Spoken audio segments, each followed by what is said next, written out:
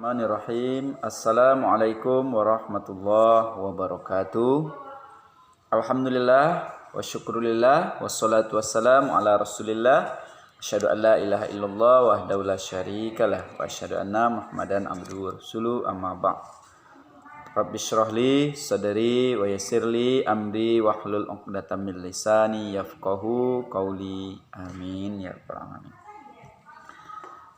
Anak-anak Bapak kelas 2 SDN 02 Kampung Pondok yang Bapak sayangi, apa kabar anak Bapak pada pagi ini? Bapak doakan semoga baik-baik saja, selalu dalam lindungan Allah Subhanahu wa taala. Amin amin ya rabbal alamin. Alhamdulillahirabbil alamin. Pada pagi ini kembali kita bertemu pada pembelajaran PAI melalui video pembelajaran pada hari ini. Salawat dan salam kepada besar kita Nabi Muhammad sallallahu alaihi wasallam. Berlepaskan Allahumma sholli ala sayyidina Muhammad wa ala ali sayyidina Muhammad. Anak-anak Bapak yang Bapak sayangi, hari ini kita kembali melanjutkan pembelajaran PAI kita secara daring dalam jaringan melalui video pembelajaran kali ini. Sebelumnya kita telah belajar tentang hidup bersih dan sehat dan kita telah melaksanakan PH pada Jumat kemarin. Nah, hari ini kita masuk kepada pembelajaran 6 yaitu ayo berwudu. Yaitu kita akan belajar tentang berwudu. Anak Bapak yang Bapak sayangi, kita sebagai umat Islam diwajibkan sholat 5 waktu sehari semalam. Nah, sebelum sholat itu ada hal yang perlu kita lakukan. Salah satunya yaitu kita harus berwudu. Karena kalau kita sholat tanpa wudu tidak ada artinya. Sholat kita tidak sah. Nah, jadi anak Bapak kita harus pandai berwudu, harus tahu tata caranya. Nah, hari ini kita akan belajar tentang tata cara berwudu. InsyaAllah Jumat depan kita praktekkan cara berwudunya melalui video. Lalu kita PH terakhir P6 dan siap-siap sebentar lagi kita akan ujian semester. Nah, anak-anak Bapak, bagaimana cara berwudu itu? Apa-apa saja tata cara berwudu itu?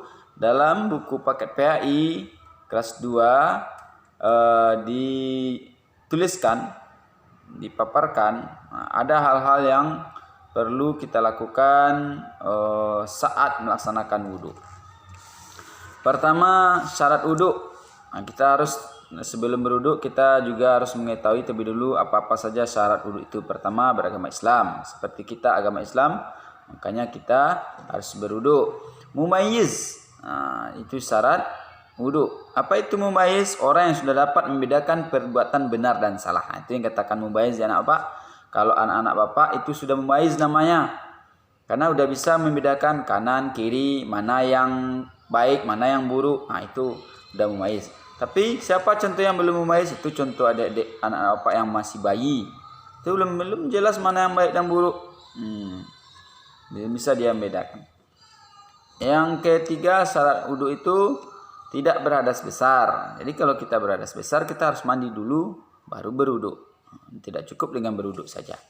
Selanjutnya menggunakan air suci dan mensucikan. Di berwudu itu harus dengan air yang suci, jangan dengan air yang kotor, air comberan atau air yang ada najis. Walaupun airnya itu bersih tapi ada najis, apalagi air itu sedikit. Nah, itu namanya tidak suci karena ada najis. Yang kelima, syarat wudu itu adalah tidak ada yang menghalangi sampainya air ke kulit. Nah, itu syaratnya wudu. Makanya anak-anak Bapak, apalagi yang perempuan tuh yang berkotet, kutet. Nah, nggak boleh kutet yang menempel. Kalau menempel wudunya tidak sah anak Bapak. Kecuali ini boleh karena itu menyatu. Itu juga dengan kalau ada cat dibersihkan dulu. Nah, cat menempel, kalau kita mau berwudu dibersihkan terlebih dahulu. Nah, itulah 5 syarat wudu. 2. Rukun wudu. Ini hal yang terpenting anak Bapak. Rukun wudu ini maksudnya apa-apa yang penting yang perlu dilakukan saat berwudu. Kalau tinggal rukun wudu ini berarti wudu kita tidak sah. Berarti ini harus dilakukan saat berwudu. Pertama, niat. Apa itu niat wudu? Nawaitul wudu'a li raf'il hadasil asghari li istibahatis sholati lillahi ta'ala. Dalam hati kita baca saat akan membasuh muka, sengaja aku berwudu untuk menghilang hadas kecil fardu atasku karena Allah Ta'ala. Baru yang kedua, basuh muka. Basuh muka 3 kali. Selanjutnya basuh Yang ketiga rukun wuduk, basuh tangan dahulukan yang kanan, baru yang kiri sampai siku, paling kurang siku. Jangan sampai sini, kalau sini tidak sah. Jadi minimal sampai siku. Setelah membasuh kedua tangan, mengusap kepala, minimal 3 helai rambut. Yang kelima, membasuh kedua kaki sampai mata kaki. Sampai ke mata kaki ya, nak apa ya? Jangan hanya ujung kaki saja. Dan terakhir baru tertib. Arti tertib ini berurutan. Jangan basuh kaki dulu, baru tangan, baru muka. Tidak boleh. Niat, muka, berurutan ya, anak pak. Itulah rukun wuduk. Jadi rukun wuduk ini penting kita ketahui anak pak, karena ini yang dilakukan saat berduduk semuanya. Kalau yang lain-lain itu sunnah, kumur-kumur, cuci hidung, cuci telapak tangan, itu sunat wuduk. Bagus. Ini kita masuk ke sunat wuduk. Apa saja yang sunnah wuduk itu? Tambahan dari rukun wuduk tadi yaitu membaca basmalah mau berwuduk, bismillahirrahmanirrahim, atau gosok gigi, berkumur-kumur, itu sunnah wuduk. Mencuci kedua telapak tangan sampai pergelangan kayak ini. Apa ya? Berkumur-kumur, mengusap seluruh kepala sampai telinga. Sunat tuh ke telinga. Mendahulukan anggota wuduk yang kanan, kayak yang kanan dulu ya nak pak ya. Kaki yang kanan dulu. Dan setelah itu baru kita tutup dengan doa. Asyhadu alla ilaha illallah wahdahu la syarikalah wa asyhadu anna Muhammadan abduhu wa rasuluh. Allahumma ja'alni minat tawwabin waj'alni minal mutatahhirin waj'alni min ibadikas sholihin. Itu sunnah wuduk. Jadi digabungkan antara rukun wuduk dengan sunnah wuduk, sempurnalah wuduk kita. Tapi yang paling utama yang perlu dilakukan saat berwuduk adalah yang 6 tadi, rukun wuduk yang 6. Dan terakhir anak bapak, kita harus ketahui pula hal-hal yang membatalkan wuduk. Maksudnya kalau terjadi yang beberapa poin ini berarti wuduk kita batal, harus ulangi wuduk lagi. Pertama, buang angin. Kalau kita kentut, keluar angin, berarti wuduk kita tidak sah lagi, ulangi wuduk kembali. Buang air kecil, sesak pipis atau pipisnya keluar, bersihkan dulu. Atau kalau kena celana kita, kain kita ditukar. Karena itu membatalkan wuduk dan tidak sah dibawa pakaiannya yang ada najis untuk sholat. Buang air besar, apalagi udah buang air besar, kita berwuduk kembali. Menyentuh kubul dubur dengan telapak tangan, ini juga membatalkan anak pak. Mana tahu tanpa sengaja tersentuh kubul itu apa maksudnya? Depan kita, mohon maaf bicara anak pak, kemaluan kita kena telapak tangan kita, itu batal wuduk.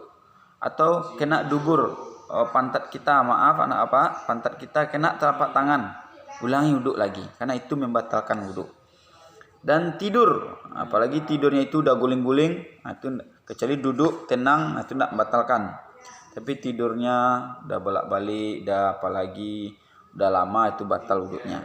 Dan terakhir hilang akal karena mabuk atau gila, atau serta mungkin karena ada penyakit, sedang berwuduk tiba hilang kesadaran, baik karena mabuk atau karena penyakit gila, itu wuduknya batal.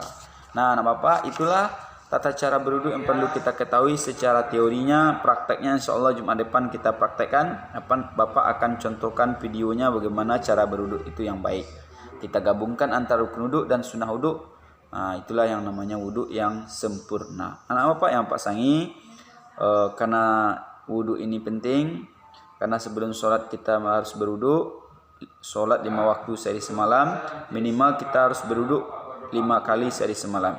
Tapi tidak hanya untuk sholat, bisa untuk berwuduk, mau tidur. Perlu kita sering-sering berwuduk juga bagus. Makanya kita harus mengetahui tata cara berwuduk. Semoga bermanfaat dan apa? Silakan dipahami, ditonton. Kalau ada yang ragu, kirimkan pertanyaan kepada bapak, kirimkan ke WA ya anak bapak ya. Demikian saja kita akhiri pembelajaran kita hari ini dengan doa. Subhanakallahumma wa bihamdika asyhadu an la ilaha illa anta astaghfiruka wa atubu ilaik. Walhamdulillahirabbil alamin. Wassalamualaikum warahmatullahi wabarakatuh.